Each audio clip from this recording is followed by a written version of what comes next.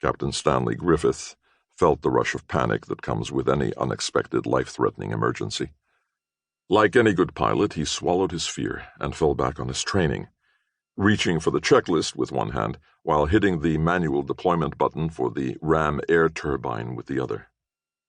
The Rat was a propeller-driven generator designed to pop out of a hatch on the underside of the fuselage like an inverted jack-in-the-box, where several hundred knots of airflow would spin the prop hard enough to supply emergency electrical power to the aircraft's flight control systems.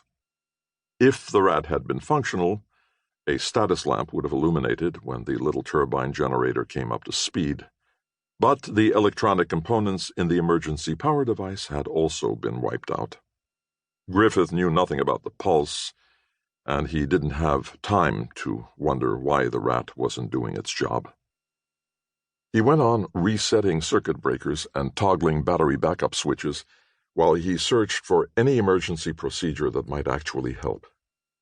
He'd been in bad situations before, and he knew that keeping his head straight was the only hope of getting through this. As he worked the checklist, his co-pilot tried to go out over the radio. "Mayday, Mayday! This is American 1547, flight level 350 over Titusville. Lost engines, lost electrical power. Flight controls out, Mayday, Mayday!" But the radio was as dead as the instrument panel. So were the alternate power buses, the emergency battery system, and everything else that depended upon electricity. The computer-assisted fly-by-wire system had only electronic backups, all of which had been cooked by the pulse. There could be no heroic Sully moment, where cool-headed aviators manually steered their stricken aircraft down to a safe landing area. Griffith and his co-pilot had no control whatsoever. Their plane could not glide, it could only fall.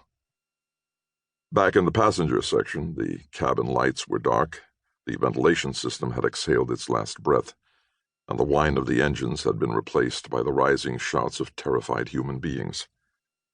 There were no calming announcements from the flight deck when the nose of the plane pitched downward and commenced a roll to starboard.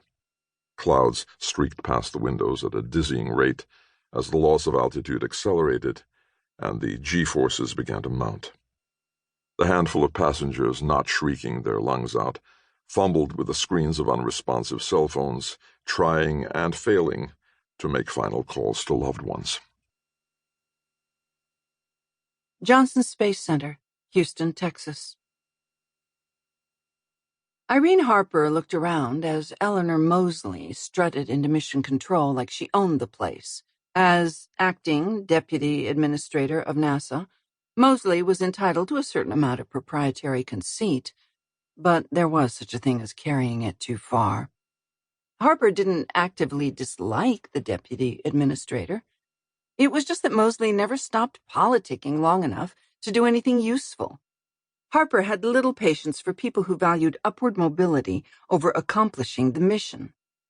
Everyone had their moments when the importance of a particular advancement opportunity seemed to overshadow the substance of the job itself, but such descents into self-promotion were supposed to be rare exceptions. For Eleanor Moseley, they appeared to be the default mode of operation. So, Harper wasn't overjoyed to see Ms. All-About-Me barging into mission control with 3 notebook-carrying flunkies in tow. Moseley's presence was more or less guaranteed to interfere with efforts to attack the current problem, and there was a roughly 100% chance that she would contribute nothing toward finding the solution. Nevertheless, the woman was the deputy administrator, or at least the acting one, until and unless her political contacts could weasel the Senate into confirming her nomination. Better not to antagonize her if that could be avoided. Harper started to utter some sort of polite greeting, but Moseley spoke first. "How are we doing with troubleshooting comms with the ISS?" The "we" in the question implied a level of involvement that existed nowhere outside of the deputy administrator's mind. Harper let the illusion pass without comment. "We're not actually troubleshooting. We're—" Moseley cut her off. "What are you waiting for?" The shift in pronouns did not escape Harper's attention. If there was progress being made, Moseley counted herself among the we who were accomplishing the work. At the barest suggestion that forward motion might be lacking, Harper and her team became you, and Moseley instantly detached herself from the group of underperformers. This was the sort of tactic that gave Irene Harper an occasional urge to reward Ms. All-About-Me with a quick haymaker to the jaw. Instead, Harper mentally counted to 3. We're not troubleshooting because the cause is not a technical malfunction. This is not a failure of hardware or software that can be repaired. We're dealing with a deliberate act by hostile— The word was not completely out of her mouth when about a third of the video displays in Mission Control turned blue and began showing the words "Signal Lost" in large block letters.